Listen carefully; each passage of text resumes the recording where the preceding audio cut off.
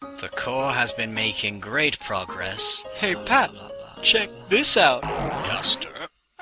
What is that? What is what?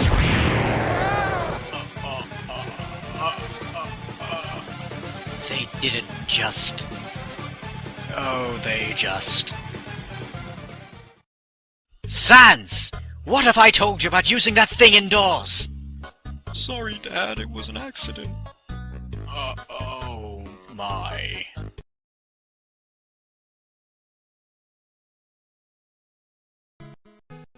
Dr. Guster, where did these skeleton children come from? I have no idea. I've never seen them before in my life. So why do they have your initials on them? That's a coincidence. Guster.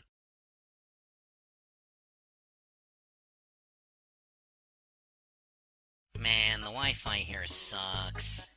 What's the rush, pal? Why'd you even need Wi-Fi? Because of my blog. I always update my status about everything I experience so that my mom can see and be part of my life wherever she might be. Is that so? Then let's hit Grillby's. They might have better Wi-Fi there. Us two. Together. Awkward. 7 hours since removal. The little smaller one is awake. I'm surprised both that he survived outside at all, given his frailty and that he's woken up again so quickly. He may be hardier than I initially thought, which is promising. I went to observe him in person. The transcript of my notes follows. I'm keeping my distance at first. He is poking and prodding at the walls and the floor, though he does not come near the force field. Maybe he senses the aura it gives off. I get the impression he's trying to find a way out. Perhaps he wants to go back to the suspension? He has yet to make any sound. It's preferable to the other one's constant whining and crying. He may not be capable of it, or he may just be too focused on his exploration. I've come closer and he's caught sight of me. He's wary and suspicious, though still silent. Obviously he sees me as a potential threat, which means he's more perceptive than the other one, at least.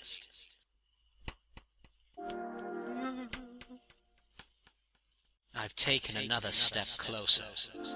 His eyes flared a deep purple color, interlaced with blue, and he backed up against the wall. Another step closer. His eyes are glowing brighter. I can sense magic gathering within his soul, but he's too young, new to know how to make it manifest into an attack. If he could open his mouth, I'm sure he'd snap at me. You can't use magic to defend yourself yet, as much as you try. I wonder what you'll do if I keep approaching. Closer still. He is getting quite frantic.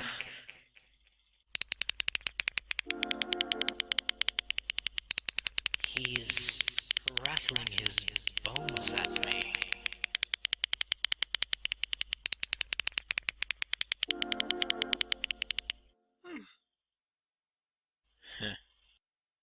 At that point, I decided to leave him be to attend to other matters.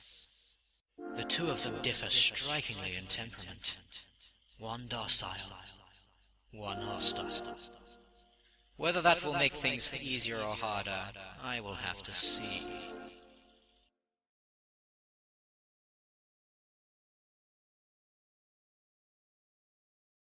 Sans, oh Sans, be good and come out. We promise we'll go easy on you this time. No black eyes or anything. Hey, don't you mean no black eye sockets?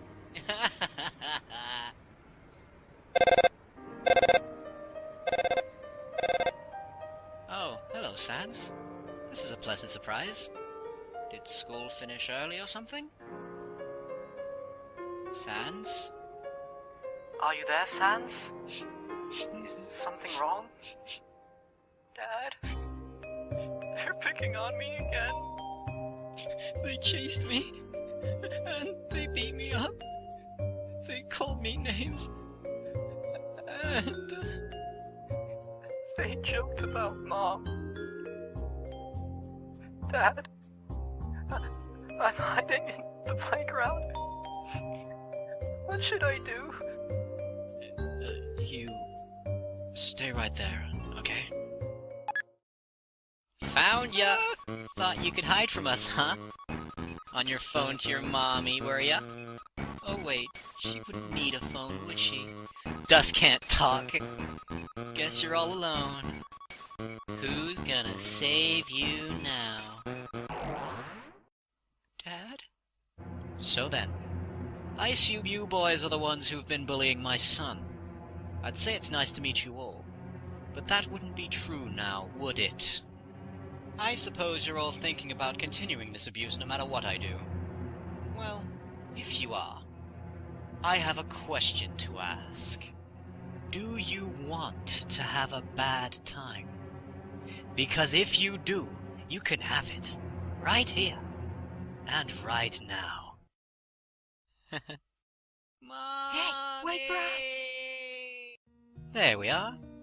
Now, if they're not total idiots, I'm sure they'll never bother you again. Thank you for saving me. Of course I saved you. I'm your father. It's kind of my job. And it's a job I intend to keep for as long as I can. Anyway, kiddo, I'm starving. Wanna pick something up on the way home? That'd be nice. Thinking of anywhere? Well, Grillby's has ketchup. It certainly does. Alright, let's pick up a Papyrus and go there. Thank you, Dad. Thank you for everything.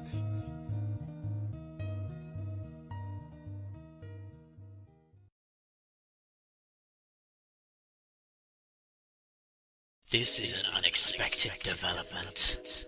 I left them within earshot of one another while I was clearing one of my workrooms for future use. It didn't take them long to realize the other was nearby. Perhaps a side effect of the nature of their souls. They made meaningless animal noises at each other. Subject 1 is capable of it after all. Nothing unusual or noteworthy. But then they began to babble.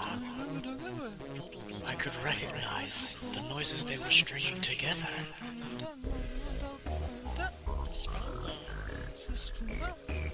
It's pieces of things I said to them. They even mimicked my tone of voice, though clearly without understanding. They can speak. They can learn. Well, they are sentient after all. I don't know how I feel about this. I specifically accelerated their growth because I didn't want them to look like children. I don't want them to sound like children. It's unnecessary. The rapid growth may apply to their minds as well. They can progress to an adult level of understanding. At least then, I will introduce them to each other tomorrow, with the proper precautions in place. This wasn't in my plans, but one must always be ready to improvise. We'll see what happens next. This is it. Subject 1 and 2 are going to meet. I'm keeping a tight hold on both their souls. Don't touch me. So if they fall to fighting, it should be a matter of moments to separate them before either is hurt. It's best to be prepared. Although I'm not entirely sure what to expect. They've seen each other. They seem at a loss for what to do. Subject 1 seems wary. Subject 2's eyes have begun glowing a warm red-orange color. Subject 1 soon began glowing light blue in response. This seems to have calmed them a little. They are approaching each other. They are curious about the other, as one may expect. They are the first living thing they've seen aside from myself, after all. They are are very eager and quick to learn. Already their level of speech has advanced at an astonishing rate just by speaking to each other. As one learns something new, so the other builds off of what they've learned to new heights. One okay, one normal. A mutual scaffolding. They are indeed little skeletons.